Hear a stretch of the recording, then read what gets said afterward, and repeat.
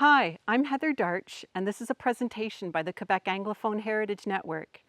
In this series called Raising Spirits, we are telling the stories of our vanishing heritage, the small, disappearing villages and hamlets that dotted the landscape of the Eastern Townships, once represented the first communities of settlers in this region of Quebec. The crossroads, scattered houses, the foundations of barns, and perhaps even railway tracks represent the people who came with what they could carry and who worked hard to establish a life for their families, while at the same time created vibrant and busy villages. Today, many of these early settlements that developed in the 19th century have since passed into memory. This is Gould Station.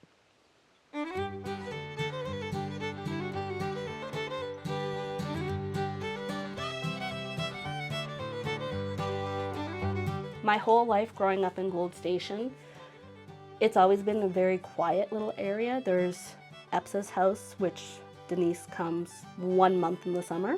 I live here full-time year-round. And then there's the Allises who live across the track. So my whole life it's always been like these two houses. If you want to go a mile up the road, there's more neighbors, but they're further.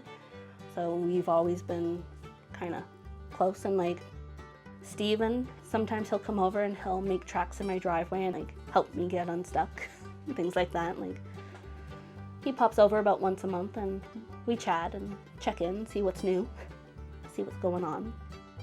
But that's Gould Station, it's always pretty quiet. I'm Rebecca MacMillan. I'm currently in Gould Station in Barrie, and Gould Station used to be its own little village. A lot of the people came into this area from either Scotland or the surrounding Scottish settlements, so from Barrie, from Canterbury, from Keith, West Keith, and the surrounding areas. Most of the people came in 1875 when the railroad came, because they came to work in the lumber mills or in the forestry area. There was some farming going on, but most people worked in the mills. Some of the Scottish people came to the area because of the enclosure going on in Scotland. A lot of the different Scottish people were pushed out.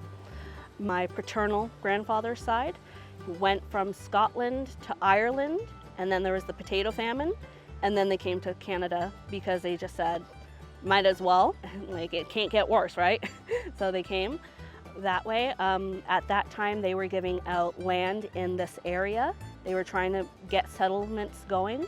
So they said, we will give you land. You have 10 years to clear it and make a settlement on it. So you had to have a house and a barn at some point after the 10 years. If you didn't, then they would take the land back and they would give it to somebody else, which a lot of the people said wasn't fair because I've got it 3/4 cleared, like I've done all the hard work. So. Right now we're currently at the MacMillan farm. This farm has been in my family for 5 generations. It was registered in 1901 with my family, but they had bought the land and were making payments on it beforehand.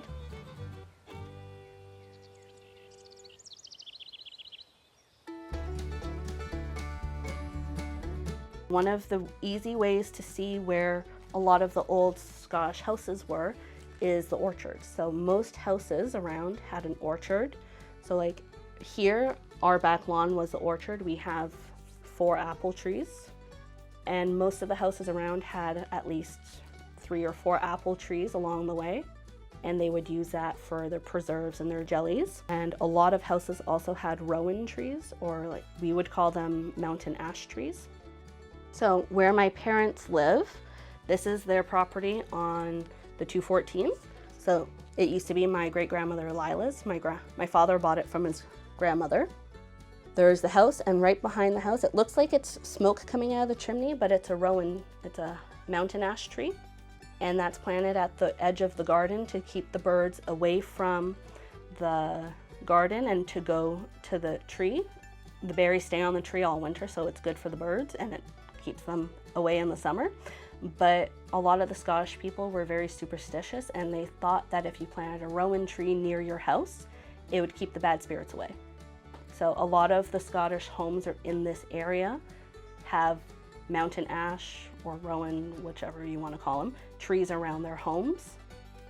And they also have a lot of orchards. There's a picture here of what Gould Station used to be. So we have the train track here, which is just outside below. This is the road and where it still is today. This house here is Ollis's, so that's our neighbor just across the tracks. Behind them, a little ways, there's the blacksmith shop. That's no longer standing. There's the barn. Half of our barn is still standing. So we're right behind the Ollis house on the Gould Station Road. It was the barn that went with the MacMillan house. They sold the fields and my grandpa bought them, but they kept the house. For a long time, we had cattle here. We used it as a pasture. We used it as a hay field. This year, it's oats in the back. For quite a few years, we were just using it to store hay. The barnyard hasn't been used, and this past winter in 2022, going into 2023, the barn fell down during a snowstorm. So we'd have hay bales in there, and that was pretty much all we were using it for. Further down, you have the mill building, and you have the water tower. They had it because at that point the train was steam, so it would come, it would stop down at the tracks where the CPR pond is, and they would pump water from the pond into a little reservoir tank up into the water tower, and then they would drain it into the train so they could use it to power with steam. It also really helps when there's a fire.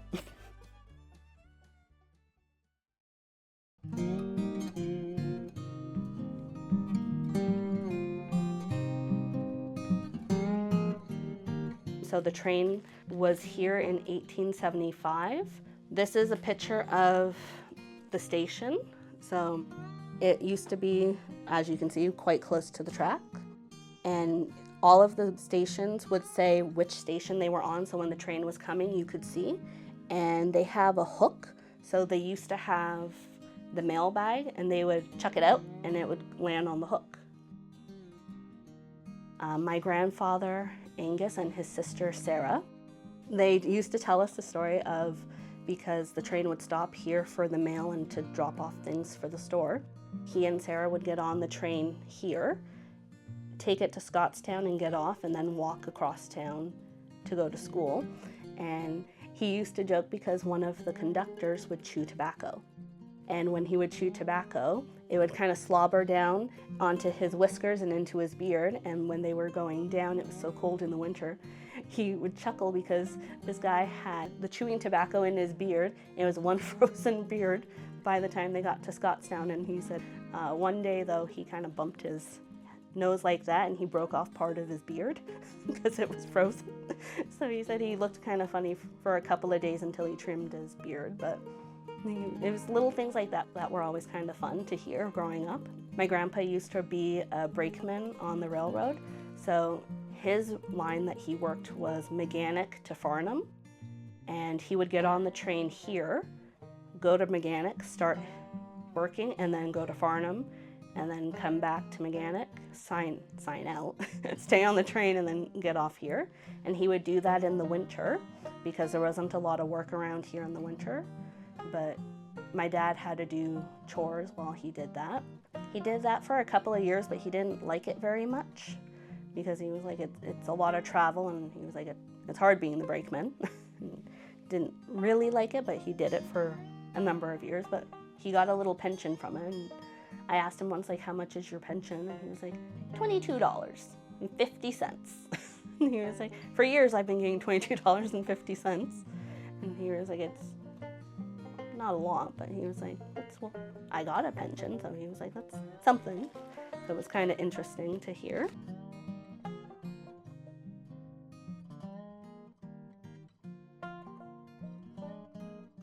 Our area is called Gould Station. And one of the funny things is we're in Bury. We're not Gould. And the reason of that is because there's Bury, there's a little tiny pie shape of Linwick, St. Marguerite de Gould, and then there's Scottstown. And when the train was coming through Scottstown, they said it would go through Gould as a way to get Gould to pay to put the tracks down. Realistically, because of the Salmon River, with quite a big gully, and because of the terrain in that area, they didn't want to actually go all the way over to Gould.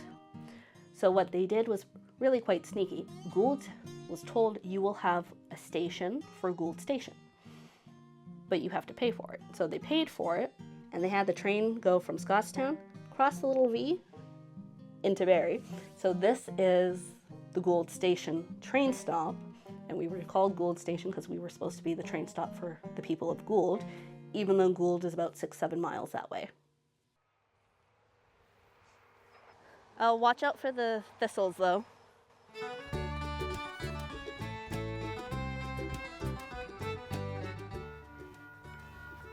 This is the old fuel pump line where it's the foundation, so it has cherries growing in it now.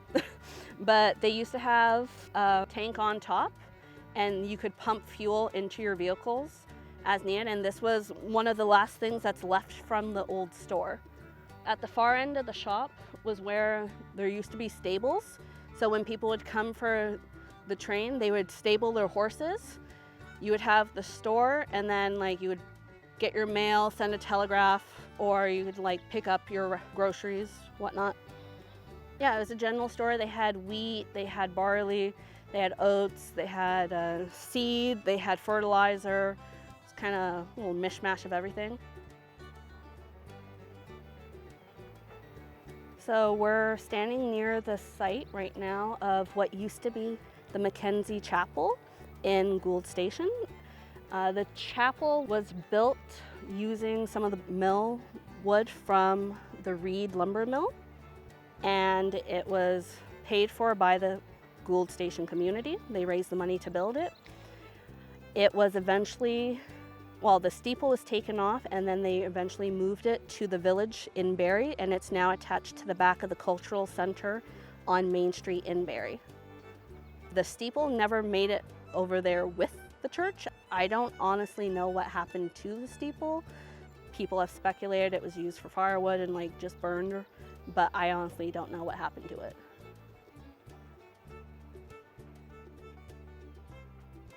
So we're down in the bottom part of the pasture, right beside the train tracks. This is that I'm standing on is the chimney of the old mill, so Reed's Mill. And this is where a lot of the local lumber was harvested. And then from here back to the road, it was all lined up of all of the lumber that they would load onto the train and then ship it off to different places. There's not much left. Like you see the standing pillar, there's the chimney part. The chimney's actually quite long. If you look, it goes quite a ways back. So we're back at the other end of the little chimney. We're at where the firebox is. Inside the firebox, there's this wheel cog that they used to use.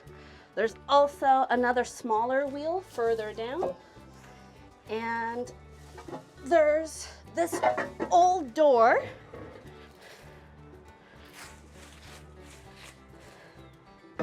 that they used to have on it. And they would heat up, put the fire in here. Smoke would go out the chimney, and they have 2 doors on the sides that would let the steam go through, and a lot of the machines in the mill were steam powered. You can kind of get an idea of how big it was.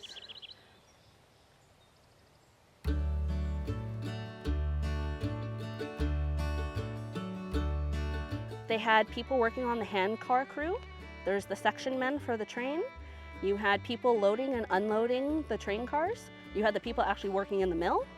And then you had the people that were unloading the train cars and like placing the wood around the mill yard. They would cut it, plane it. It was in logs. Some of them, they put the logs as whole logs on the train. Some of it was like cut up into boards. Shingles were sold to houses, sold to the church. But it was a pretty big production. But when the recession hit, things got pretty tight. Like between the sawmill here and the furniture factory in Scotstown, like it was too much. There wasn't enough money to go around and pay people, so they had to shut it. By about 45, the mill had closed and people were still living in the area, but were slowly starting to shift out. By the 50s or so, the train had stopped coming around, so it stopped having a stop here. So people weren't getting on the passenger train or loading any goods on the train, it just drives by. So a lot of people said, like, it's nothing left for us here. My grandfather's family went down to Billerica in Massachusetts, and they lived down there for a while. A lot of people went down to the States and worked various jobs down there, and then some of them later on in their lives would come back to Canada. Some of them stayed down there forever.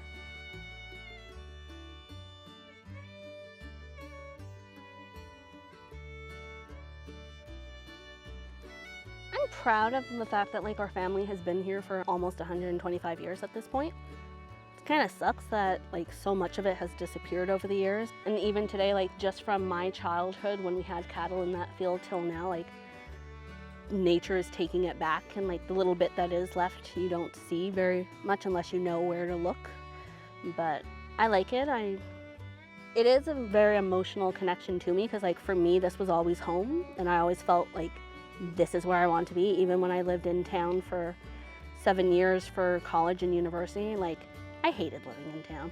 I really do. Like the tracks are kind of loud sometimes, but it's not the same as living out here where it's quiet. I have my birds, like I have good neighbors, lots of space. If I want to go for a 4-hour walk, I can. If I just want to have a bonfire, I can. Like it's nice.